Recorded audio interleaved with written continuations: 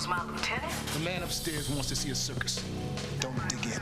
Don't get fancy. He doesn't want this thing to sprawl. He sends me good police. I might get it into my head to do good police work. He wants a clean, quick case. Buy, bust. Yes, sir. No wires, no Kel mics. I need to work with you. Lieutenant, we're just about to go. Now. You think I want this? It's almost as if the department is telling him to keep the case down the street level.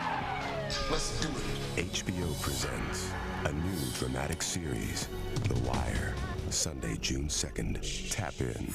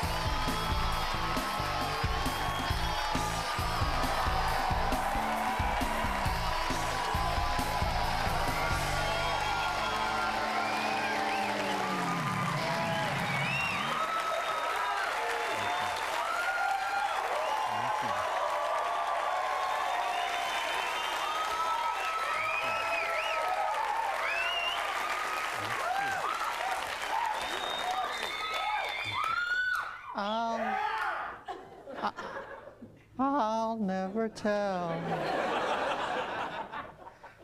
You know, as if we don't have enough to choose from in our burgeoning swatch book of crazy fucks. Now we've got this Luke Helder, not still a boy, not yet a psycho kid from Wisconsin who wanted to articulate his teen angst by putting pipe bombs in the mailboxes of innocent Oliver and Lisa Douglas country folk types trying to make a smiley face pattern on the map. Great, this guy's spreading terror across the Midwest because he couldn't get his hands on a bedazzler. And I'm sorry, Pops Helder, I don't want to hear about how your son is not dangerous and he was just trying to get the government's attention. Instead of holding press conferences now, maybe you should have realized that your kid had more pipes in his bedroom than a Tommy Chong museum, okay?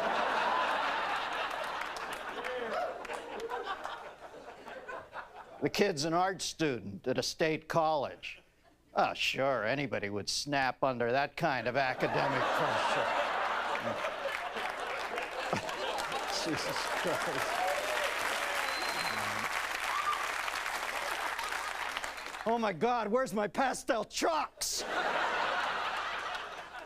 Hey, Luke, this isn't the time to be pulling this kind of shit, quite frankly. We've got a war going on. You know, come to think of it, why don't we just ship your punk ass over there and let you start blowing up cave boxes in Kabul? Oh, and by the way, remember that smiley face thing? Yeah, I'll try to lock that on your face when you're walking around the exercise yard at the penitentiary they'll soon be sending you to. Nothing the lifers like more than a happy-go-lucky new fish. Yeah, talk about having a pipe explode in your mailbox. Yeah. Have a nice day, Tim. Let's see what's new in the world this week. Ohio Representative James Traficant was convicted on tax evasion, bribery, and racketeering charges last month. Still plans to run for office again. Traficant unveiled his new campaign slogan, hey, at least you already know I'm a piece of shit. Why don't we eliminate the middleman, just start electing people who are already in prison? And in a report submitted to Congress Tuesday, the National Highway Traffic Safety Administration recommended against requiring seat belts in most school buses, saying costs and drawbacks outweigh any benefit. Yeah, You wouldn't want to drain the school's sock hop budget just to prevent kids from flying around like lotto balls in a wind tunnel. In Afghanistan, health experts estimate that nearly 100,000 residents there of the city of Kabul suffer from an unsightly skin disease that is spread by bites from sandflies. Damn it, just when life was starting to get so sweet.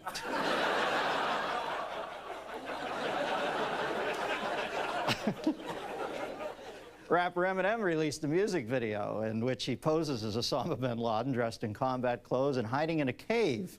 He's then captured by a group of rappers and they all start dancing. You know, if you think about it, that's not a bad idea. If we haven't killed him yet, that might just do the trick. Ozzy Osbourne just signed a deal to write 2 books for $3 million. So to all you struggling novelists living in a 5-star walk-up subsisting on ketchup and hot water, you hang in there. Your time will come too, okay? Yeah, who's going to be writing this book for Ozzy? When I watch the show, the first word that strikes me is not memoirs.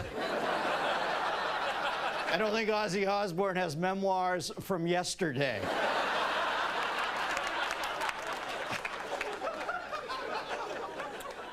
And the Postal Service announced it will cut 8,000 full-time jobs this year. Whew, I do not want to be around when they hand out those pink slips.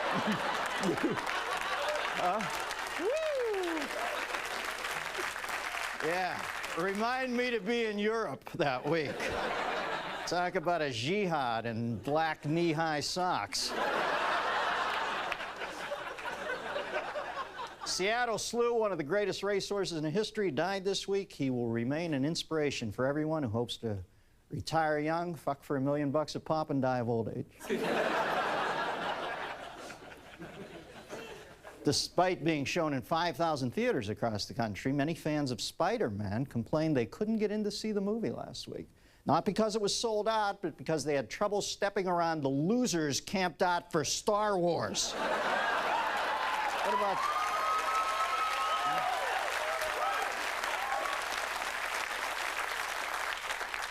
You know, those guys who the high point in their adult life is mastering the lightsaber sound.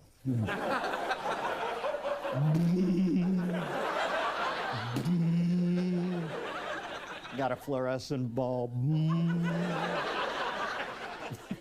Jesus.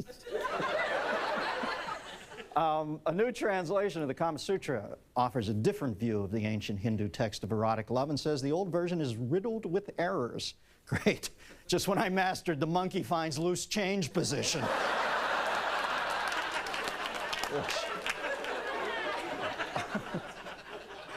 A Los Angeles retailer has come up with a line of clothing based on Robert Blake, including T-shirts featuring photos of Blake and phrases like, "Who done it? Ask the bird," and "You can take this to the bank." For God's sakes, a woman was shot. Is it asking too much to come up with something clever?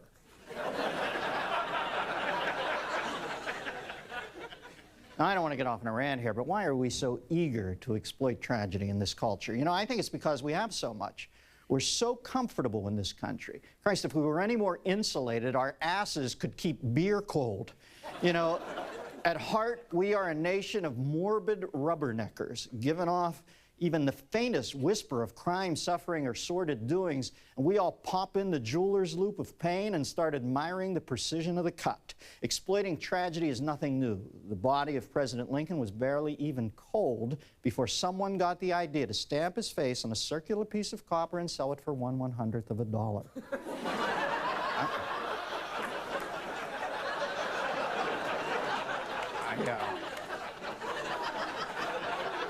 Everybody exploits. I hope hell has a particularly spiky bar stool reserved for charity scammers. What's with this specific donations diverted to the general fund bullshit? You know, there's something inherently wrong with a charitable institution when you give money for flood victims and they say they're saving it for a rainy day.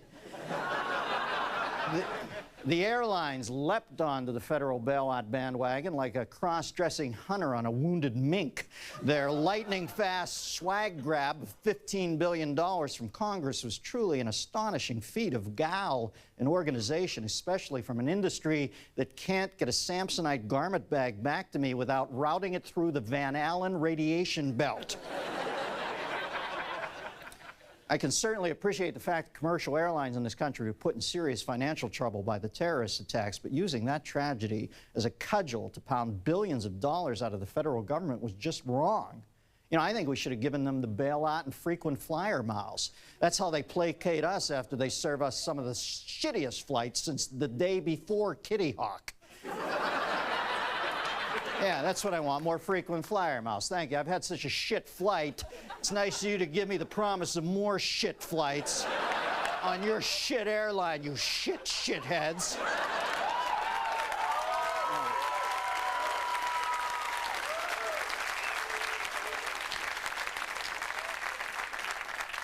You know, it sounds trite to say TV networks are only interested in what gets ratings, but how else can you explain reporters grilling tornado victims about how they're feeling? I'll tell you how they're feeling. They're feeling homeless. Now, put down the camera, Ouija, and do something useful, like building a lean-to out of that insanely lacquered polymer you call your fucking hair, okay? And I've had it with these satellite link-addicted local news teams descending on the scenes of natural disasters and picking through people's personal possessions like early birds at a yard sale. The only thing more indifferent to human suffering than Mother Nature is a mid-market television reporter looking to go national. And lastly, don't start your report with a close-up of a body under a sheet and bellow, "I'm live at the scene," with the exact same tonal inflection you used for the story of underage drinking in Cancun at spring break. While you might be live at the scene, somebody else obviously isn't. So let's rein in the delivery to something a little less enthusiastic than Ted Baxter getting head. Let's see. What else bugs me? I believe criminals should not be able to profit from screenplays and books based on their crime. Hollywood is a tough enough business without even more unscrupulous parasites trying to elbow their way into it. Look, I'm not going to say that Robert Blake and his trial doesn't interest me, because it does. I'm fascinated that everybody is so enthralled by something so uninteresting. Don't you see how gravely wrong it is when the news media teases the story like it was Daryl Hall's hair in the mid-'80s? Bonnie Lee Bakley's extended family of people she was extorting at the time of her unfortunate demise were all out hunting for book deals and movie rights long before the coroner at the scene had even pronounced poor Bonnie Lee al dente. And isn't it always amazing how the people writing the unauthorized biography books know that the deceased would have wanted them to tell their life story, like this jerk-off who wrote the JFK Jr. book. Hey man, how does it feel to know that you rat-fucked one of the 5 coolest guys to ever live on this planet? What's your next book? Gandhi was a bad tipper or Popey Dearest? And you know something? To my friends, don't ever try writing a book about me after I croak. I'm telling you, I'm coming back on that show Crossing Over with John Edwards. And I'm going to sue your ass for everything you've got. And believe me, I can put together quite a legal team where I'm going. Because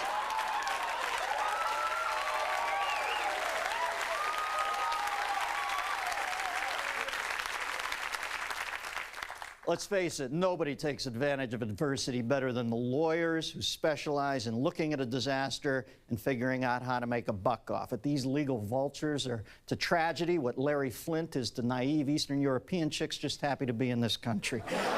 Lawyers are the eternal optimists who view the glass of PCB-laden well water as half full instead of half empty. Now, if we could only somehow convince them all to gulp it down. Of course, that's just my opinion. I could be wrong.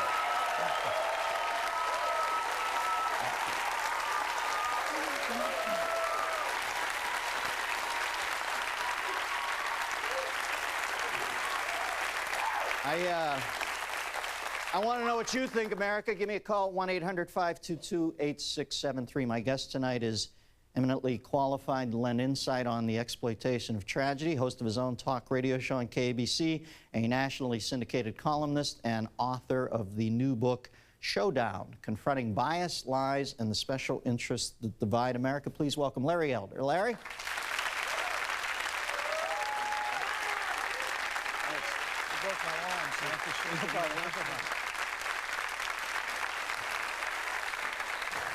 I haven't read your new book, but I've very much enjoyed 10 Things You Can't Say in Thank you. America. I Thank thought you. it was a very literate tome. Now, let's start with the...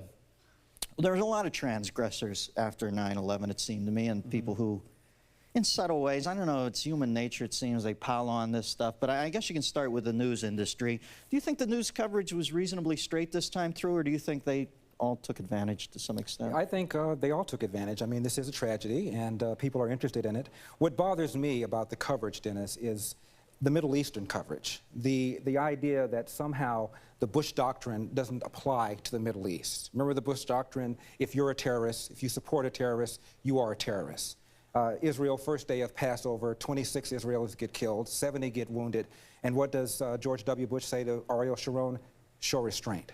I don't quite understand. I don't understand how Israel Aren't they worried that Arafat's possible successor will be worse? than Yeah, I don't know how you can I don't know how it gets get a much whole lot worse than yeah. sending kids into Sbarro Pizza Huts with bomb straps on them. Exactly. But I think that's what they're going to. I think parrot that's the party goal, line. but I think ultimately it's going to be wrongly. They need to. Israel needs to do what it needs to do. It needs to defend itself, just as we did. We get attacked on September the 11th, Dennis. We go to war. We topple the government. Israel gets attacked all the time. Every single day there's some sort of threat, bomb, sniper, and what do? We tell them to show restraint. BS. They're an individual country, a sovereign country. They have a right to protect themselves. What about? Is there anything sadder than those people leaving the manger, supposedly where Christ was born, with metal detectors today? Is that unbelievable? It was unbelievable. I'm watching that shot just thinking, Christ, this has got to be biblical, one of the signs of the end of the world when you have like the Magi splitting and the frankincense sets off the metal detector. I guess it's... How is it that Israel is considered to be occupying this territory? From 1948 till 67, the Gaza Strip was owned by Egypt. The West Bank was owned by Jordan. They didn't give the Palestinians a state. I don't recall them referring to the Egyptians as occupiers, the Jordanians as occupiers. You start a war, you lose it, the other side gets territory, and suddenly they're occupiers. I don't get that. I don't get the idea of settlements.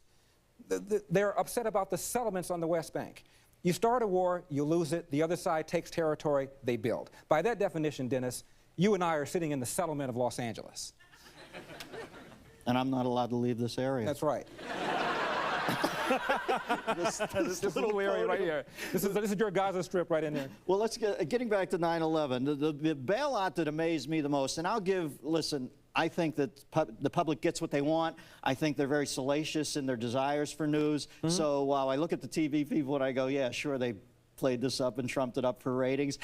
People shouldn't watch. When people do watch, I blame it more on the people than I do on the networks. The people that really piss me off in the whole thing is one of the most mismanaged bungled industries in the world, the airline industries. We have the biggest tragedy in our history of our country, if not Pearl Harbor, and they use it as a leaping off point to re-energize their own business. They were already losing money. 4 or 5 of the major ones are already losing money. And we were already in a recession. And somehow, Southwest has been able to manage. They haven't laid anybody off. They have been mismanaging that industry, and they use 9/11 as an excuse for a cash infusion, the same as the travel industry is trying to do, the hotel industry is trying to do, the restaurant industry is trying to do. Both parties have used this tragedy to expand the nanny state. 3 pillars of the nanny state: health, education, welfare, and both parties have expanded it. George Bush, Al Gore were fighting over each other when they were running, or who could give benefits to seniors. Education, George Bush has expanded the Department of Education when Ronald Reagan wanted to shut it down. And in welfare, we've expanded unemployment compensation benefits for people affected by 9/11, and we passed the largest farm bill in history for farmers not to grow crops. Scotty, beam me up. I don't get it. Well, I think we have to keep the Department of Education open and even expand it maybe to include parochial schools just to warn the kids to stay away from the fucking priest. Jesus. Wow. I used to think it was ceremony and pomp when I'd go into that confessional booth and they had the thing in between us. Yeah. I just realized they were jerking off. We've got a phone call. Oh, come on. It's like the kid who develops your pictures, you know? You and the wife on vacation, you know he's in there doing it. All right. Line two, we've got... Jerking off. I never heard that expression before. I just have no idea what that means. Well, you're too far to the right. Line two. I, of course, am ambidextrous. Line two, we've got Wendy from Dallas, Texas. Wendy? Hey, Dennis, love the show. Thank you, dear. Don't you think the public's obsession with tragedy, I mean, the media's giving the public what they want? Exactly. That's what I said earlier. Now, Wendy, why do you think they are fascinated? Do you think it's like you can build up a day? I mean, I don't know. I watch the news now, and the news to me is like the 6 o'clock shit that's thankfully not happening to me. You know, I just sit there. I think a lot of people watch and go, you know, my life's fucked up. Look at the way they're living over there, you know? I mean, Christ, our bus terminals would be Afghanistan's Guggenheim Museum. I mean, they've really got problems over there. I think that explains the popularity of shows like Jerry Springer. You sit there, you look, and this guy's life is worse than mine. Yeah. Well, you know, this Springer show, to be fair, I do find periodically intellectually stimulating. I mean, how many times have I been walking through the parking lot of a laundromat and saw two fat white chicks slap fighting and thought, wow, I wonder what the backstory is on that. So, you know, they fill me in.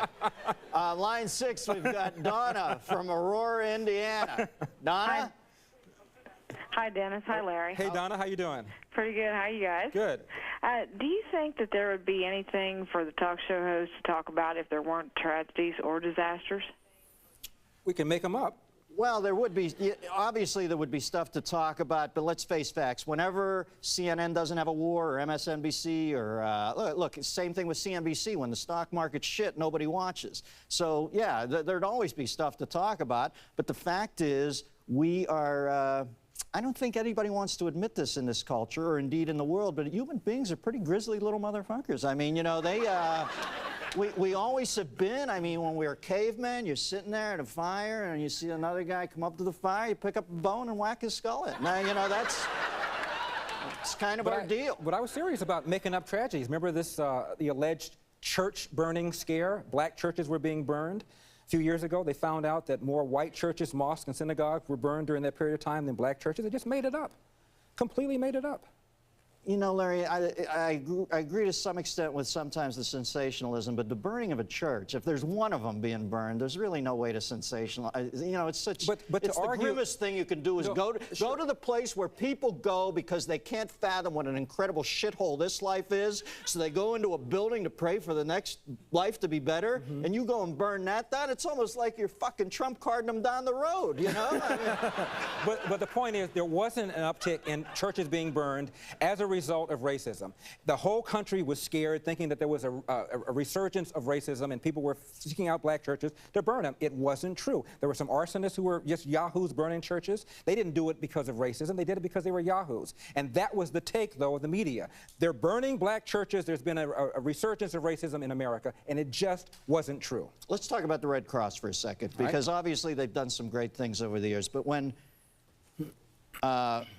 all this, you know, money goes into the general fund, I remember sending my contribution the next day and thinking, and then you find out it didn't go to, I just thought they were going to take the amount of people. I think the last count I saw on the little Fox ticker was 2,830 at the World Trade, and how many? 450 or so. Okay, so we got around 3,500 people. I thought they were going to take the $1 billion and just cut it up, and I was thinking, well, these poor bastards lost a loved one. I mean, at least, you know, give them this money, and their kids will be taken care of, and hardly any. What is it, like 400 grand is gone, or 400 million, sorry. 400 million is gone. But there was a policy dispute, and as a result of it, the CEO of Red Cross left, and now they're turning around. What's interesting to me, Dennis, is all this heat on Red Cross caused them to respond. The heat on the Catholic Church, causing them to respond. Right now, the federal government, the Department of Education and Agriculture, can't even audit their books. There's $1 trillion missing from the Department of Defense. Nobody cares. Why don't we have the same kind of anger towards our tax dollars that are being misused versus our charitable dollars that are being misused? Well, you know what, Larry, I'll tell you what. Thank you for that right there. I appreciate that. It's libertarian right there in the front. You know, I think I speak for most of us, and we're not survivalists up in a tree fort up in, you know, Montana. When we just say, it's so fucked up, we give up.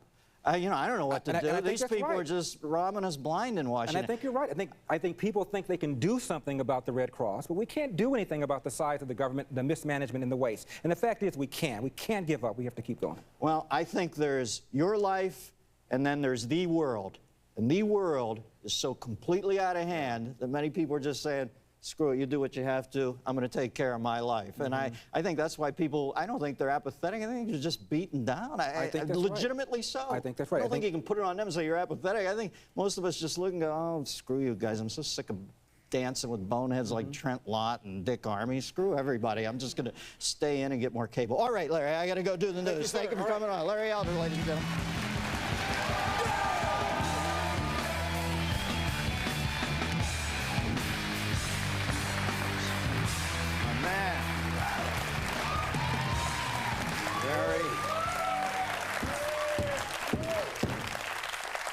Very agile there, babe. Very steady cam, very Errol Morris docudrama. Chinese Vice President, Chinese name, got the,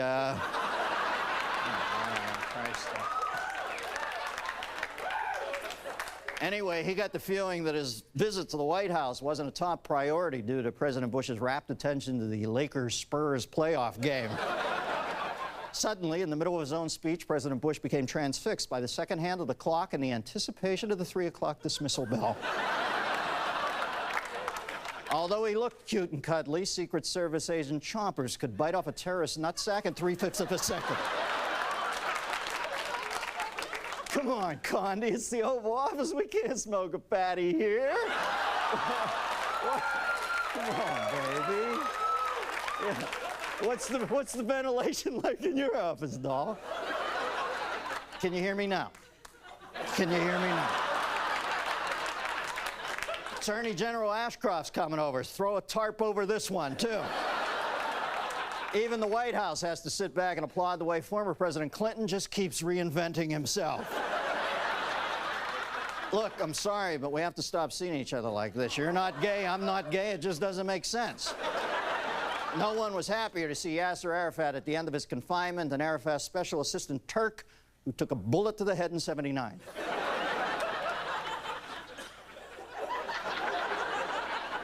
Oh, God, they didn't blow up my favorite shitter, did they? Can you hear me now? Can you hear me now?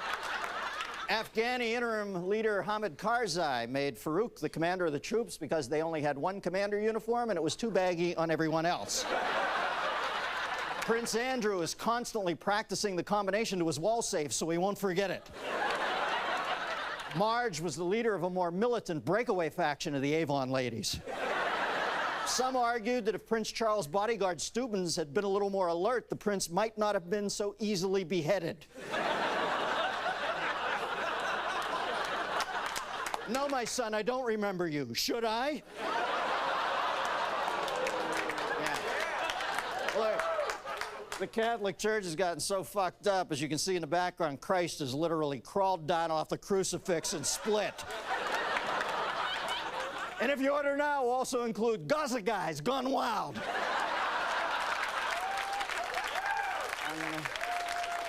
Unlike the George Foreman grill, one of the main drawbacks to the Mr. T grill is that when you buy it, you also have to take in and shelter Mr. T. And finally, can you hear me now, motherfucker? Guess what, folks? That's the news. I'm out of here. Good night, ladies and gentlemen.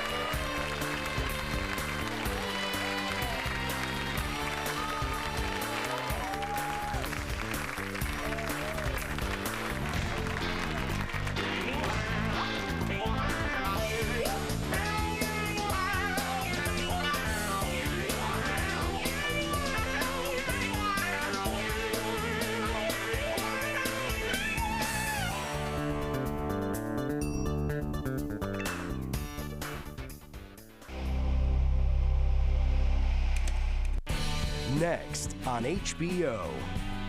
Go behind the scenes with Richard Gere as a husband who discovers that his wife has had an affair. HBO First Look, Unfaithful. Next on HBO. Oh, by the way, I'm pregnant. All season long, Drop the gun now! they've raised drama to new heights. What if this is the beginning of some serious mental illness? Now, 6 Feet Under is down to its final 2 episodes of the season. This is pretty out there, Brent. Not really. You ever had sex with 2 men at the same time? I don't know how we're gonna raise a child. We just are. And we're going to be good parents. I would like to go on record as saying I'm in full support of you going to art school. But I'm just taking a tour. Let's not get our panties in a wad. Don't miss the second to last episode. I'm not gonna be home. Keith, what's wrong? It's your last chance to catch 6 Feet Under before the dramatic season finale June 2nd. Brady, no? 6 Feet Under, next Sunday night at 9 on HBO, with encores every Monday night at 10 on HBO 2. HBO presents a new dramatic series, The Wire. If I make it to the end, I'm top dog. And for what, yo? Anybody who spend their time witnessing shit, you gonna get got. So some young ass hopper can make a name for himself That's the way things go around here. by picking up where I leave off? They buying twice as much and only getting half as high. Like that boy Bodie over there in the Low Risers, right? He wasn't even doing shit. Oh, Give him 3 years and a little luck. throw his ass right onto an expressway. You got another stringer Pawns. They like the soldiers. or another me? Unless they some smart ass pawns. HBO presents a new dramatic series, The Wire, Sunday, June 2nd. Tap in.